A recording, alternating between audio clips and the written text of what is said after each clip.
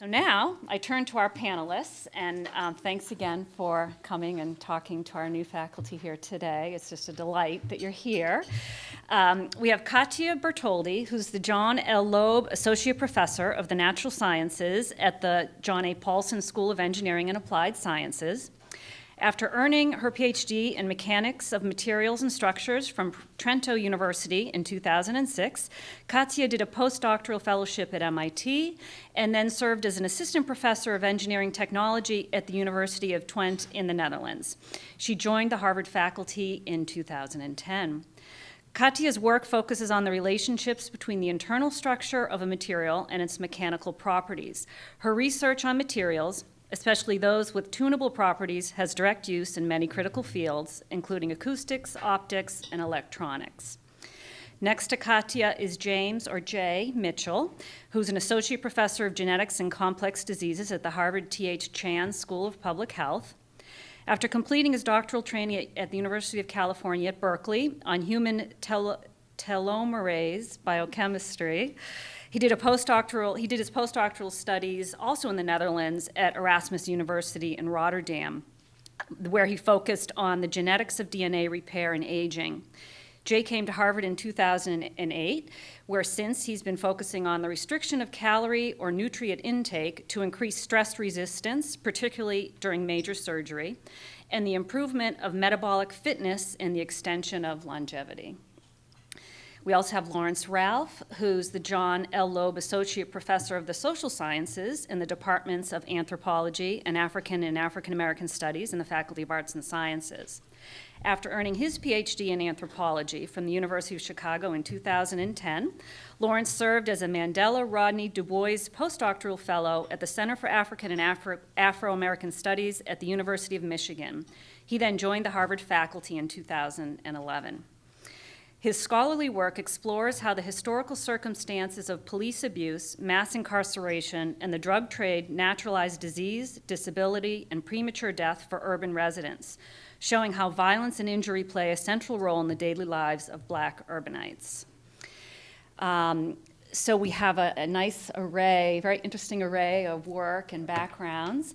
Each panelist will speak for about 10 minutes. And then we'll open it up to questions from the audience. So do you want to maybe start with Katia? Yes. Okay. So first of all, welcome to everybody to Harvard. So I was here in 2010, so a long time ago. So as Elizabeth told you, I started in January 2010. So no, sorry, I was here in 2011 because I started in 2010. So now you might think it's a long time ago, but you'll see, time will fly, and soon you will be on this side of the table speaking to new faculty. So what do I remember of the first days? The first days are kind of mixed feeling, right? At least for me was. On one hand, you feel the pressure. On the other hand, you would like to do things, but you don't know what to do, and you don't know how to move. And then you need to adjust to the new place. In my case, I was moving back from Europe, so you need to fix your family life. My husband needed to find a job. So all this sort of different pressure coming to you. So what can you do to deal with that? So I think the best suggestion I got was when I was, before coming here, I was deciding whether to leave Europe and come here and to accept this offer or not. And my mentor in the Netherlands just told me, look, Katia, this is a unique opportunity. We know that it's going to be, probably you're going to have some pressure, it's going to be tough, but it's really unique. And there you have the opportunity really to do great things because most of the environment, the people around you, the resources, you know, it's a 7-year period, there is tenure, yes, it's not so easy to get tenure, but forget about it. And try to enjoy every day and really to make sure that at the end of these 7 years, you can say it was worth doing it. And make sure that you take advantage of the resources. And this, I think, was the best advice I really got. So try to forget about the fact that, you know, there's going to be a promotion. There's going to be several promotions, one in between and then the final one. And just really take advantage of the resources. Now, how to take advantage of the resources? So in my case, I was lucky because people in my area, so I'm in the School of Engineering Applied Sciences, So people working in area related to my area of expertise go for lunch together every day.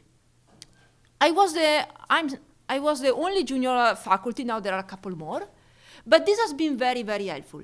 It's true that maybe you waste 1 hour of your day every day, noon to 1, and maybe you could write a paper or do so, but has been now I realize how important it has been. Because, in this informal discussion, you get to learn how people move around. And I was also assigned, as probably most of you, also a mentoring committee at the very beginning. Honestly, because of these informal lunches, daily informal lunches and discussion, I never used the committee, just because I have this sort of informal committee every day. And I find it much more useful because after a while, after you go for lunch every day, you can also ask the sort of question that maybe you're intimidating. You don't want to ask to somebody that you just meet once a year. So this has been quite helpful for me. And what else can I tell you? Clearly, at the beginning, for me, was also difficult to suddenly manage so many tasks. Before I was a postdoc, I was a faculty for a while in the Netherlands, but there the environment was very different. I was a sort of a senior postdoc because the structure of the academic system is very different. So suddenly, I was pretty much spending all my time during research. And then when I started here, suddenly I had to manage a group. I have currently 20 people in my group, so it's a medium-sized group, I would say. You need to write grant to make sure that you get money to support the group. You need to teach, mentoring these people, and write papers. So maybe it took me a couple of months to adjust. But then what I figured out was, in my case, very useful. Every morning when I wake up, I just try to make a list of things on a piece of paper and just cross lines during the day as things move and make sure that I try to balance all the different things, because sometimes I have the tendency only to focus on one, and then it's 5 p.m. and suddenly you realize you have to do other 3 things. So try to find the balance is always useful. Beginning, I found it particularly difficult to manage students and manage postdocs. So maybe I was a bit unlucky at the beginning. I have some cases that were not so easy. Also, this was also because of me, because probably at the beginning I was not so sure about the quality I was looking into the people I was hiring. So I can see that now over time I improve a lot. Now I can select people in a much better way, and I'm much more sure that the people I'm hiring are exactly what I expect, but you learn by mistakes. So I spent quite a bit of time also dealing with managing people. I didn't take much advantage of resources around campus that I don't know, I just mostly talk with senior colleagues around me, and this was enough to resolve the cases and to try to basically smooth out all the issue I figured out. Something else I found particularly useful was to try to put a limit on travel. So at the beginning, I look at this as a compromise with my husband. So, clearly you can travel and you can spend almost all your time on planes and visiting beautiful places, and not only visiting, but also giving talks and at conferences. But you also need, life is a compromise. So clearly my husband was not all up for that. And so we realized, okay, why don't we try to limit, we came up with sort of agreement, let's try to limit the travel to once a month. It's not a strict rule, but let's try as, sometimes it's 2, sometimes it's 0, sometimes maybe 3, but try to put some limit, a cap at least. At the beginning, I look at that as a fine compromise, but as a limitation. Now what I realize is that helped me a lot. The fact that I need to think where I want to go, and I need to think why I want to go, and I need to be selective. Because traveling is tiring, and takes out time that you need to spend doing other things. So I found it really, now that when I look backward, I'm thinking that this has helped me a lot, also basically compromising between all the different tasks. So still keep visibility, but also being very selective and making sure that you choose where to go in such a way that you maximize somehow the visibility and make sure you meet the people that you need to meet and you want to meet. And I don't know, what else do you want me to tell you? That's a good start. Maybe we have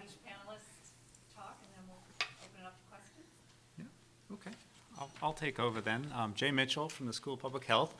I was going to apologize at the outset because I'm a research scientist. I run a lab, and I thought that might be not so common with what people in the engineering school do, but perhaps not so different. So I'm going to take you through some of the things that I've done over the last 8 years that have gotten me to this point, and some of the lessons I've learned. What Elizabeth told you, just to refresh on what I do specifically, basic research lab. I'm trained in genetics and biochemistry, and my lab focuses on aging and nutrition, and the mechanism by which when you eat less, you live longer. That is, if you were a rodent, and we work on mice primarily, or if you were a fly or a yeast, the same thing holds true. But what I actually do is study how the mechanisms that allow you to live longer actually increase your stress resistance, and that turns out to be very handy when you have a planned stress in your life. And so what we actually work on is surgery, and we're trying to figure out what you should, or in this case shouldn't eat before you go into a major surgery to increase your body's resistance to stress. So that's what I do, and the reason I tell you that is because the first key lesson I learned at Harvard is to be able to define what you do in 2 sentences, and it has to be hopefully exciting, and it has to sound really important, and most importantly, you have to be the best person in the world at that. So you really have to define your niche carefully. And I still struggle with that because my lab actually does a lot more than just that. We work on different organisms, different pathways, and I continually struggle with how exactly to define my niche, my role, to make myself that most important person doing that most important thing. But I think it's a good lesson.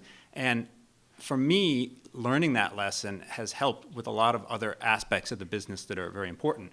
Publishing, for example, getting grants. It's easier to publish and get grants based on things that people know that you're the best at, things that they trust that you know how to do. When you get outside of your core business, your area of focus, people don't have that trust, they don't know you, and unfortunately, a lot of this business is based on personal interactions, who you know, their judgment of you personally. So it's enormously helpful to keep that focus. What is your core business? What do you work on? What are you the best at? And build out from there. Not easy, but very important. So a corollary to that is writing. And I wasn't a particularly good writer coming in, and I've really had to sharpen my skills. Communication in general. I wasn't a very good speaker, and I've tried to sharpen my skills. These days, it's not good enough just to write well and speak well, but I think you have to be even more clever with social media and other ways of getting your message out. So the more often you can get your message out, I think it does have benefits. And this can be at meetings, traveling, perhaps in the public realm. The media itself, sometimes they find something you do interesting, and you can try to use them as a route to convey your message and how interesting it is and how it should be funded, for example, by the NIH. That's a bit of a double-edged sword, too, because the media can take what you do and twist it into something else. So, but it's by and large probably worth it to try to get that attention on what you do. So that's the key lesson, the 2-sentence, the elevator pitch. Setting up a lab. An assistant professor is like a small business entrepreneur. You have to run a group, you have to obtain funding, you get your investor, the university gives you, in our case, about 2.5, 3 years, at least that's how it was 8 years ago. But you probably have no training in, or at least if you're a geneticist like me, you're not trained in organizational skills, you're not trained in finance, and you're certainly not trained in choosing people or managing them. And for me, that's been the biggest struggle, is to choose good people. Of course, Harvard's wonderful. The students, the postdocs, even the technicians that we have access to is tremendous. But I really wish I had a sixth sense to know that's the one that's a good fit for my lab, a mutual good fit, and I don't. And talking to my colleagues, even the senior ones, they get better, but I don't think anybody really has the secret to choosing people that are a good match. But we keep trying. Grants, after the 3-year startup package runs out, fund everything, including, in my case, 70% of my salary is through my grants. So that's primarily what I do these days, is write for grants. But of course, to get grants, you need to have the papers. And for the papers, you need to choose the good people, the students, the postdocs, who then deliver the data. And it's that preliminary data then that allows you to get the grant. So it's just a revolving circle. And where do you start? You come in here, it's your first year.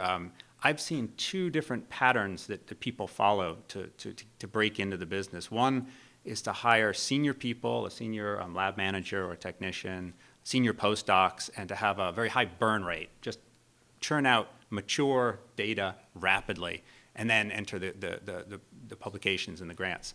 I chose a fundamentally different route to do everything myself, very slowly, and to learn and make all the mistakes along the way. I think both paths can be successful, and probably it just depends on your personality. So there are unfortunately no generalizations that I can make. I've seen both succeed, I've seen both fail.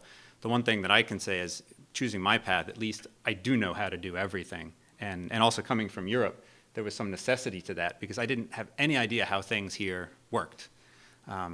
So that's maybe situational, but I think those two paths can work. Taking advantage of resources, of course, as we heard, they're tremendous. And I already mentioned the students, and we heard from Alan Garber, the faculty are also wonderful resources, not just for what you do, but for things that are tangentially related, which might have some influence at some point. Collaboration is a wonderful thing, but I'll give one example from me that it was enormously enriching, but I entered it with a false pretense of what I thought I might get out of it. So being in a school of public health, and we have a department of immunology and infectious diseases, I struck up a collaboration with a biologist who works on malaria, which I know nothing about.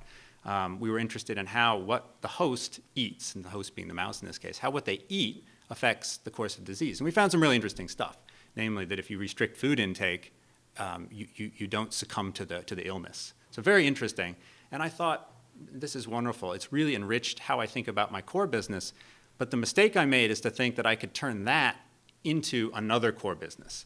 And that has been enormously difficult, to go then to different study sections, different journals who don't know me, I'm not a malaria guy, and to try to recapitulate the same thing that I'm doing in my core didn't work out in my case. That was my expectation, to diversify my funding, and it was a false expectation. I keep trying because it's really interesting. And so I would say the take home was that it was so interesting and so enriching for my core business that it was totally worth doing. But it's hard to predict ahead of time. So just don't have false expectations of what you might get out of it. Equipment is another thing, maybe specific to the lab sciences, but it's all out there. You just have to figure out where and who to ask and how to ask. And I don't have any good advice except for perhaps things like this. So if there's anybody who has a GC that detects hydrogen sulfide, I would love to talk to you. It's worth a try. Navigating the Harvard environment. There's very little here that is as it appears. And you get to learn that probably pretty quickly. You've probably already figured that out. So for me, mentorship was really a key to surviving in this opaque environment. And mentorship from the tenured faculty was enormously helpful in figuring out how the school of public health and the university, how they interact, how that works, what's important, where I should spend my time, but wasn't really helpful for how to climb the tenure ladder because they had done it in a different era. So for that, getting to know your colleagues who are just one step above you is enormously helpful because it's different, I think, now than it was even 5 or 10 years ago. Lastly, the relationship with your department chair, who you can't choose, by the way. It's like kids and parents. You're here already. You've got a department chair. But it really is of critical importance, although I don't see my department chair except once a month at faculty meetings. He's also my formal advisor, so I see him annually to discuss mentorship-related items. But my relationship with him it's critical. If I run into a gap in funding, it's going to be my department chair who's going to pull me through, or not. He's the one who sets the pace of the tenure ladder. So again, it's not something you control, but it's certainly something you should be aware of, at least in my case. And I've heard of this in other institutions in the lab sciences too, of the critical importance of your relationship with your department chair. Finally, a piece of advice, and I think we just heard it from Katia, don't worry about the tenure too much. In our case, it's a 10 to 11 year process, so maybe it's easier for me to say. I have other colleagues who it's a 5 to 6 year process, and that seems far more stressful. But in any case, with the longer clocks, you can really say, I can say in all honesty, possibly I'll get another job with a bigger salary running a department somewhere before I make tenure. That's something I see happens to my colleagues all the time. Another thing that might happen is you run out of funding and you don't have to worry about it anyway. So, but hopefully you will enjoy, you'll find a good work-life balance, and that period of time you won't just be focused on making tenure, but you'll actually learn and enrich yourself during that period. Hi, again, I'm Laurence Ralph. I'm in the departments of Anthropology and African American Studies. I guess I'll begin by saying, just kind of reaffirming some of the things that the panelists have said and offering some concrete details. I think the first thing is that, use the people around you as a resource. I think not only professionally but personally, one of the biggest things in my first year was that the people that I met in orientation and in this institute as well became kind of people that I would hang out with for happy hours or what have you, because we were all new to Cambridge and we were all going through the same process at the same time, and we still have sustained relationships. So I think that, that's a critical thing, or at least it has been for me. The second thing I'll say is that my first year, I had a kind of striking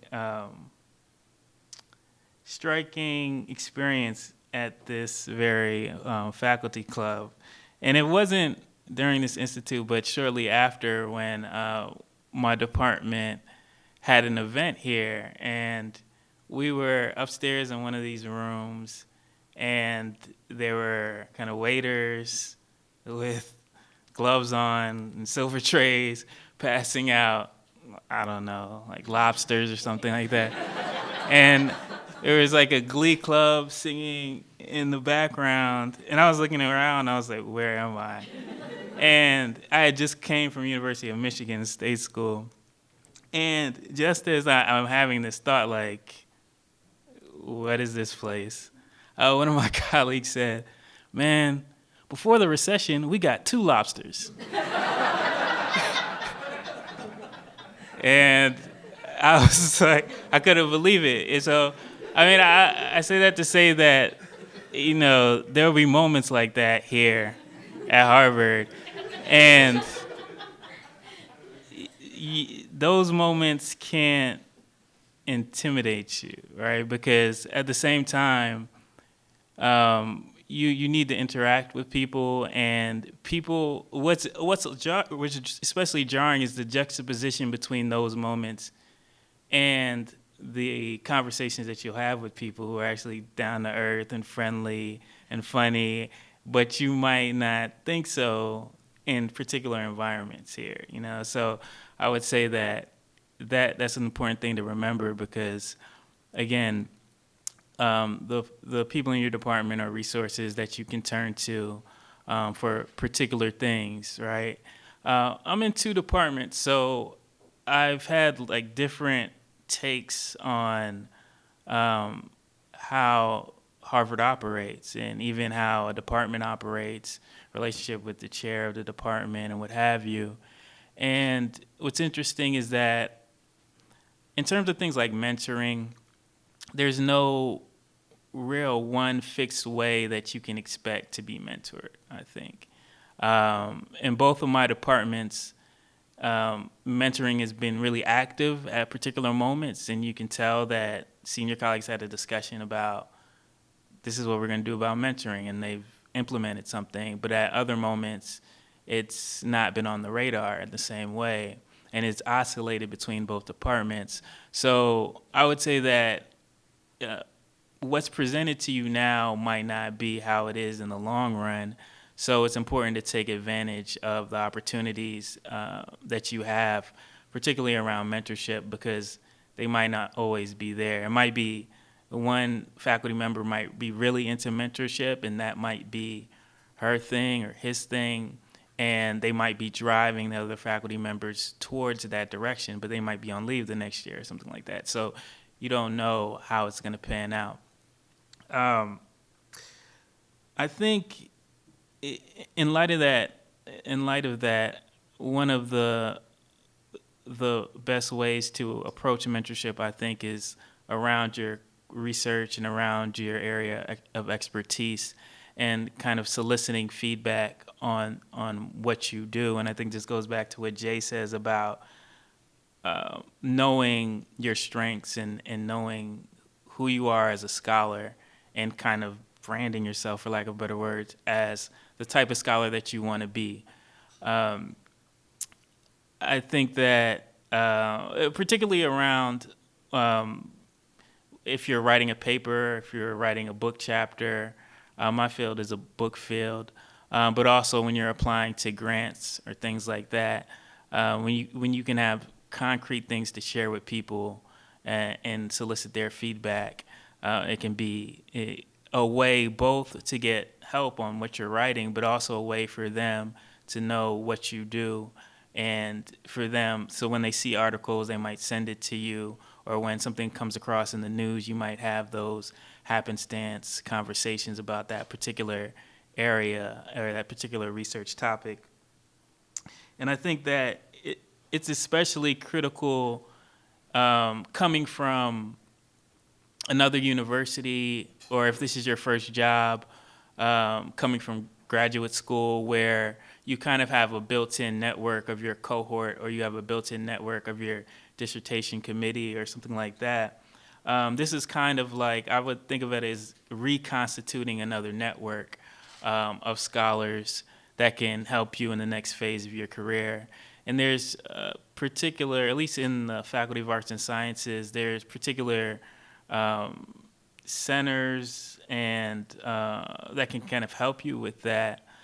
One is the FAS Research Administration Services, and I would assume that other schools have similar things, where if you have a grant, they can not only kind of give you an idea of what kind of things that you can apply for based on your topic, but also what faculty members are doing similar research.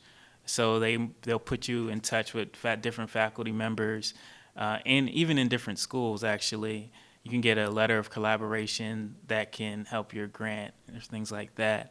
And another thing is the various centers around Harvard could be a way to present your research and kind of develop organic relationships in that way with faculty that are doing similar things.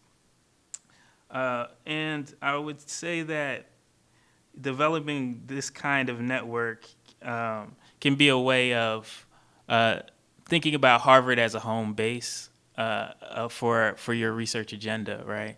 And what I mean is that it can be quite daunting to think about yourself as a researcher that has to have a public presence, that has to have a website, that has to have Twitter, Facebook, and all of these things that kind of, not only are you doing research, but there's this kind of more and more obligation to, present your research to the wider world, make it accessible to the wider world in ways that, we're often not trained to do, in ways in which we're not necessarily comfortable doing. But I think, one way is to think about it as, what are the various ways that you could just promote your research around the university, right? And that's less daunting, right? Can you develop a relationship with the Harvard Magazine or the Crimson or something like that that can also promote your research in a different way that's not at the same scale, in a way that allows students and colleagues around the university to know about your research, know about your research agenda, and have these kind of organic conversations. And just a quick story on that note is that the last research grant that I received, it was kind of different in the sense that your department had to nominate you for the grant.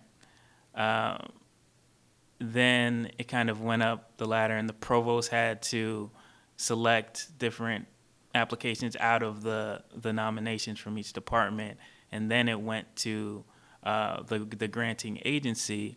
But in my case, the reason why my department chair knew that this grant would be great for me, that was a great fit for my research, was because I had just shared with him a NSF application, right? And so he had read the NSF application. He had wrote a letter of support for the NSF application, and that application wasn't successful. But this other grant was particularly for my research topic, right? And he wouldn't have known that and had that on the forefront of his mind if I hadn't been active about sharing my research and sharing my research interests with him at that particular moment in time. So, I think that it's never a lost cause when you try to build network. It might take time and it might take energy and things that are kind of difficult that you don't always have, but I think that in the end, it will pay off for your ultimate research goals. Thank you. Okay, lots of great advice. And just to follow up on what you were saying, Laurence, there's also a resource available. It's open access that was created in our office a few years ago, Faculty Finder. So you could even just Google Harvard Faculty Finder and it'll come up, or the office website is faculty.harvard.edu, and there are lots of resources available to you there as well. But Harvard Faculty Finder, on Faculty Finder, you can find other faculty at Harvard that are working on similar research topics as yours, and that's a way to develop your network around your scholarship as well. Do we have questions for any one of our panelists? And we have a mic that's coming around. Thanks, Roland. I have a question. This is for Jay or any of the other panelists if they want to give a stab at it. So I want to follow up on the comment you made about being an assistant professor or running a new lab as essentially as being a small entrepreneur and running a startup, which is something that I've read about. And one thing I wanted to ask is, how does this analogy carry over to getting funding? So from the perspective of this analogy, what does it mean about how proactive one must be, or what kind of strategies essentially one could use to get your venture funded? Right, so the rules used to be that you could rely on the NIH for biomedical research, and now you have to diversify.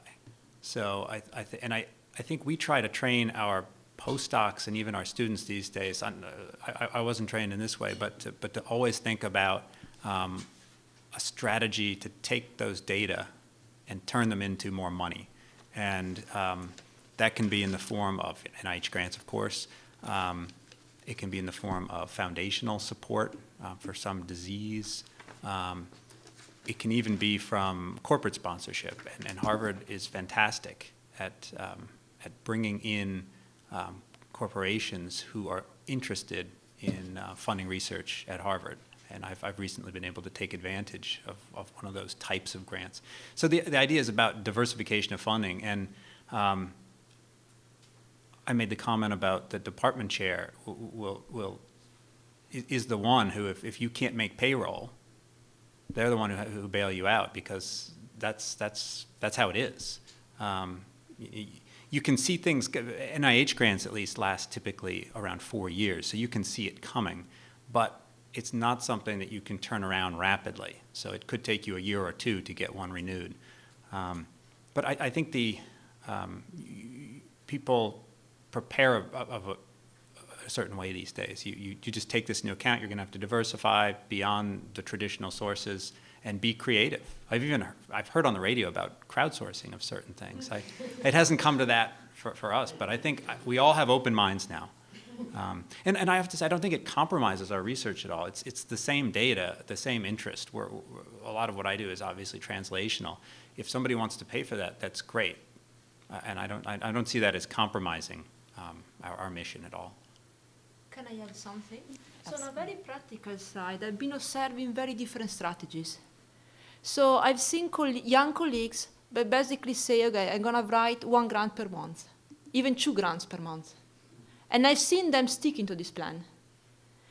And some of them have been very successful, some of them not so successful.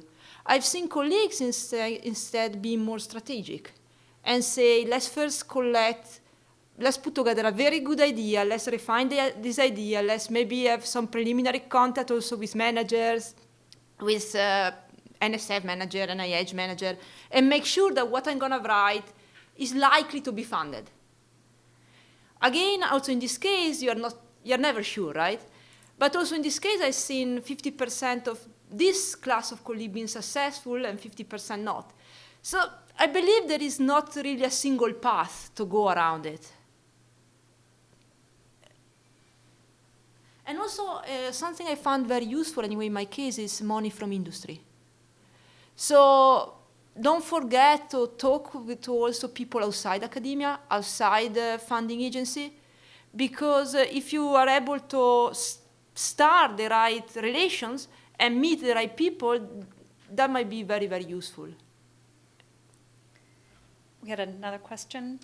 It's a question for anyone. How close to the vest or not close to the vest do you keep your ideas or intellectual property? I hate that term for what we do, but intellectual property. I've seen senior faculty and not even senior faculty be very secretive, with the things they're working on, and that makes me kind of sad as someone in academia. At the same time, I had lunch with a friend of mine. She's a postdoc, and she applied for a faculty job at another institution, and a couple months later, the chair of that search committee didn't talk about the job, but said, can you look at this grant that I'm writing? It was basically an idea that came from her application, right? And then I thought back a couple months ago where Professor X from Institution Y said, what are you working on these days? And I kind of said, well, I'm thinking about this new space. And they're like, well, send me what you have. I'd love to just look at it. And I was like, I didn't send anything, but I was like, oh no, what are that makes me kind of sad. So how do you think about that at all?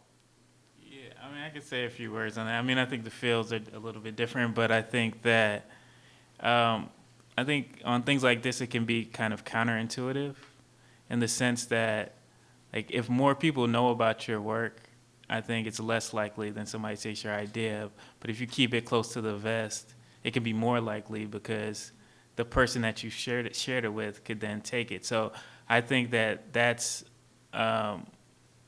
speaks towards getting your ideas out there, having them in circulation, presenting your ideas. And I also think that, like, you're here for a reason. Like, you're here because they believed in what you do. And so I think that they, ultimately want you to develop that core sense of your research agenda. So I think that, you kind of have to have conversations with your colleagues about these kind of things, and getting your ideas out there, I think, can help. Just a quick note from my perspective.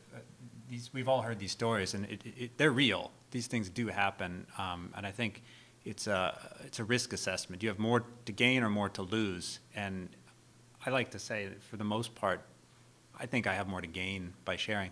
That being said, people are creatures of habit and do develop reputations for doing these things. So to some degree, that can be part of your risk assessment. You can find out if somebody's specifically asking about an idea of yours, that it's in an idea state. Check it out. Thoughts, Katia? No, I totally agree with what Laurence and Jay say. Typically I tend to be open. I know there is some risk associated to that, but I really think that the advantages in being open are much larger and much more than disadvantages, because what you want to make sure is that people know about what you're doing. And if you are very secretive and you keep everything as a secret, people don't get to know. And maybe then you really run the risk that somebody get the same idea, and without knowing what you're doing, but, and they get it. Last thought, people love collaborating with Harvard. So if they're from without, it could definitely be used to your advantage. Okay. I just had question, I was reflecting on all of the various things you've said, and in some sense it's sort of, no offense, a bit of a downer. I was curious if you can speak to, like, the point of this exercise is to have fun on some level and to live an interesting life. And I was wondering what things you've done over the years to preserve the actual point of the exercise in the face of worrying about money and worrying about promotion and all of that. Like, how do you keep the joy?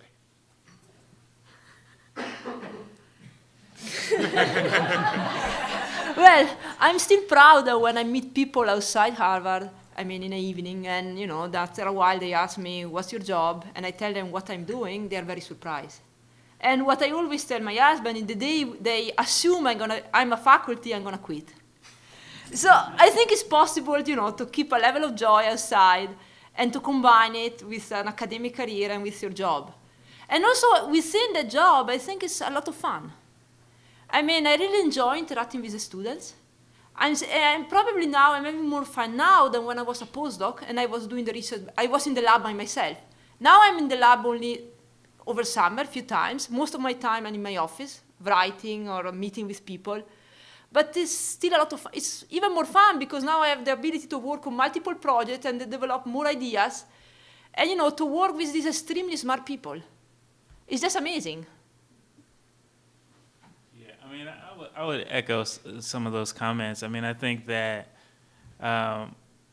you know, the people in both of my departments are kind of like leading figures of what the kind of research I do in different ways.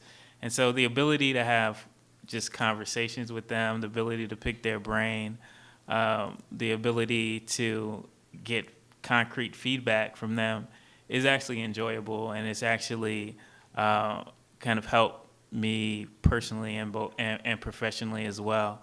And so I think that, you know, I mean, things loom large in the background, but I think that being here and having the platform that we have and having the kind of interactions that we have is a real, you know, it's a humbling experience, it's a fun experience.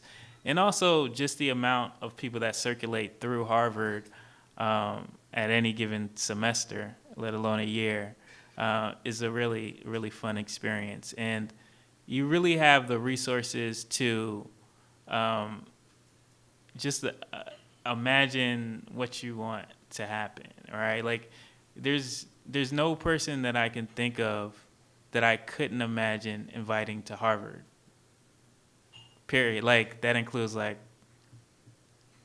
I don't know, entertainers, like, it includes scholars, it includes athletes, like, it includes anybody who I would want to meet. And I think that, and it's not out of the realm of possibility that they would accept an invitation. And so I think being able to have that kind of imagination is fun, you know, and it's the part of the reason why I wanted to be a professor in the first place. Jay, do you want to add anything? How do you just keep echo it fun? these sentiments. Doing research is what drives me, and this is the best place in the world to do it, and that makes me very happy. And I feel very lucky to be able to do that. I have a question, Stephen Gray. I have a question to sort of follow up on that one that relates to balance and time management and joy. Being someone, I just recently came from private practice and I had a half-time appointment at MIT, but primarily my contribution was through my practice. So now I'm moving fully into the academic realm, which is a little bit different for me. But I also have a young child, and I have a partner, my wife, who would love to make sure that she sees me at the same hour all the time in some sort of predictable way. So what do people do for balance with their partners and their children and carving out time strategically to do the things that we need to do in order to, you know, push thinking in our respective disciplines? I'll take a stab at that. I have 3 kids who are in the middle school to high school range, and I think one of the biggest advantages of being in academia is you can set your own schedule largely. I don't travel that much by choice, So I can do all the little things that many of my colleagues in other fields can't do. I can go to breakfast shares, I can go to plays in the middle of the day. I can do all those little things that cumulatively, I think, really enrich my life. I think one of the big advantages of academia is flexibility, but then we need also to be very careful about that, because my husband has an industrial job, so it's 7 to 5. At 5, they get out, and it's over, right? And then you start the day after. When you have a flexible job, you have the tendency to run over, right? And there is so much to do. But I think at a certain point, it's important to recognize that even if you spend 8 days a week and 48 hours a day, it's not enough to do what you should do. There are limits, and you need to accept your limits. And apparently, it's not possible to do everything you would like to do, and just accept that and try to find a good compromise. And it's also true that, the tenure process is quite long. In engineering school in 7 years, it might be longer, but probably I don't think it might be much shorter. So maybe you want to spend, if it's 1 month time period, you are willing to spend all the period just doing one thing. But for 7 years, it's 1/10 of your life. So it's really important to make sure you find a good balance.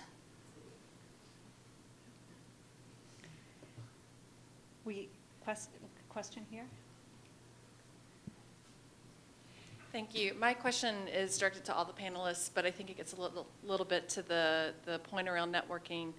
And it's about how much time you try to dedicate, if there's a specific amount of time, to engagement in non-research or non-academic activities within your departments or schools. And I'm specifically thinking about committee engagement, and I have two extremes.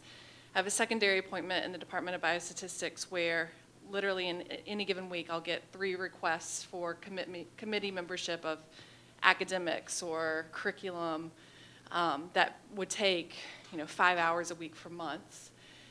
On the other extreme, in my primary appointment in the Department of Global Health and Social Medicine, I know these committees exist, but there's no open invitation to join them. And I'm just wondering, one, how much do you value these memberships and committees, both in terms of your professional enjoyment, but also your professional advancement? 2, do you have a set idea of how much time you would want to try to commit to those activities? How do you balance that when you, like you said, have so many things that you're trying to balance? And then 3, are there any committees that you've just really learned a lot from, or that you would recommend that junior faculty get involved in because they can learn a lot about the underbelly of the school, or how things work, or how promotion committees work? Yeah, well, I'll take a stab at that.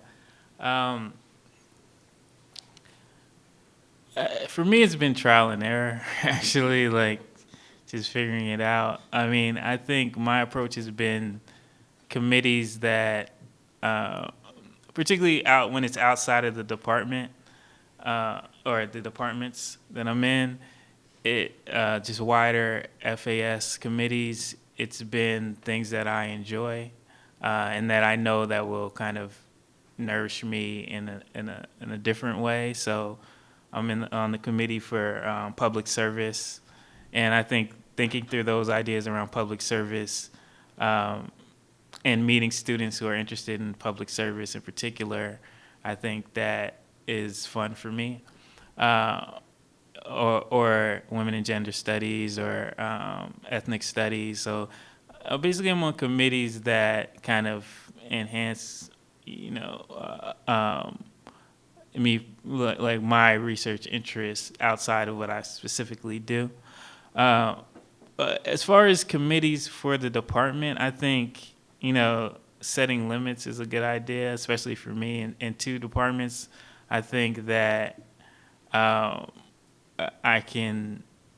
it's fine to say that I'm on this number of committees in this department and on this, so I really can't take anything on.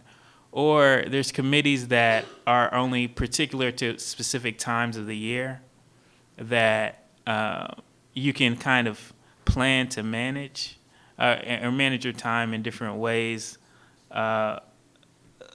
Prize committees are like that. So if you're on a prize committee, it's really at the end of the year that you would have to read a lot, but it's only sustained for a couple weeks and then it's over, you know? So you could do that. Like the Hoops Prize is one of those things where it's actually enjoyable. You actually get to read a lot of different theses from students doing amazing work. And it's a lot of work, but it's a lot of work for a particular amount of time and then it's over. And the same thing with like selection committees for graduate school or when you're admitting graduate students, that's a particular time of the year at the end of the first semester.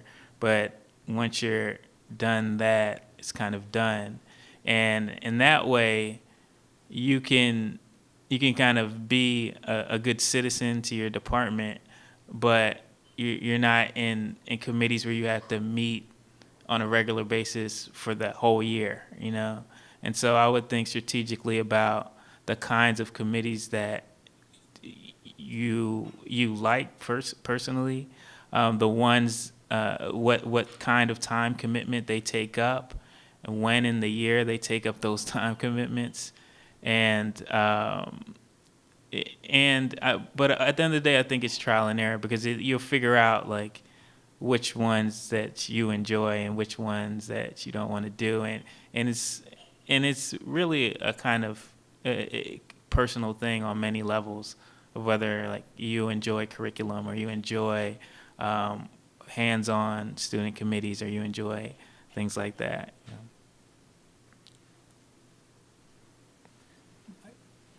know? No is a full sentence. For me, it's very difficult to say, and I think the advice from Laurence is really good. But even some committees, the one I least like to serve on is the IACUC committee, the Animal Ethical Committee. It's a huge time commitment, but I'd have to say I've learned a tremendous amount from that one, not just about the business itself, but also because it's on a Harvard medical area, the Longwood medical area level. So it's closer to a university level committee, and that's been really interesting. Starting as a young assistant professor who naively accepts an offer from his department chairman and said, "Oh, it's just a few times a year, really not a big deal." So it was a hidden opportunity, I would say, to learn a lot.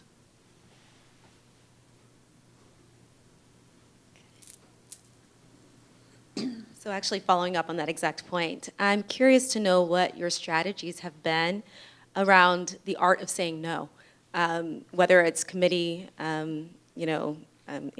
committee meeting service, maybe guest lecturing, or doing review articles or chapters. How have you all navigated saying no, particularly to senior level people within your departments? It's not easy. It's not easy. So at the beginning, I was afraid to say no. And so I said a lot of yes. But then I ran into troubles, big troubles, because I was overcommitted and then I was not able to deliver what I promised. So quickly I realized that that was much worse than saying no at the very beginning, because, if you say yes, then the person expects something from you. And then you need to deliver. So I quickly realized that. Fortunately, at the beginning, you have the excuse you're young, so you can use this sort of excuse. Sorry, I overcommitted, I didn't realize that, and come up with this sort of apologies. But then so if you say too many yes, you will learn at a certain point you need to say no. But I think it's better to say no from the very beginning, so yeah.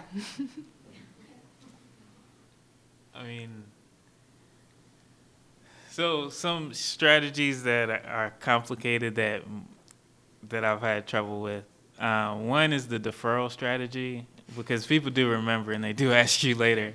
So that one doesn't always work. I think setting limits actually is a good one in terms of like, this is what I've committed to for the year, and I can't do anything above that in order to do what I have to do. I think people understand that.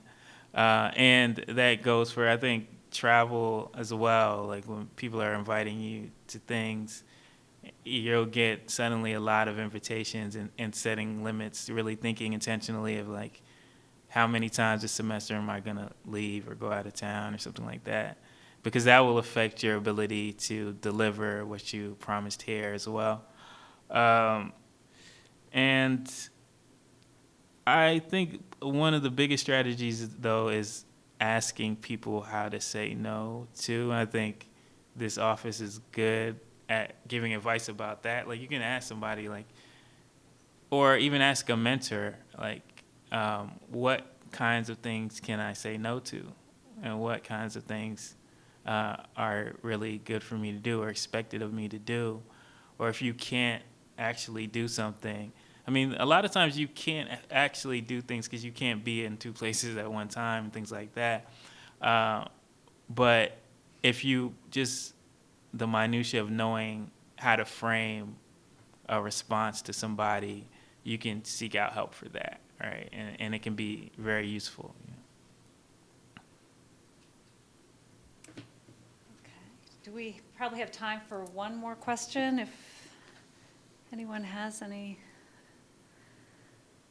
Okay, well, this was really informative, really wonderful. Thank you to all three of our panelists, Katia, Jay, and Laurence.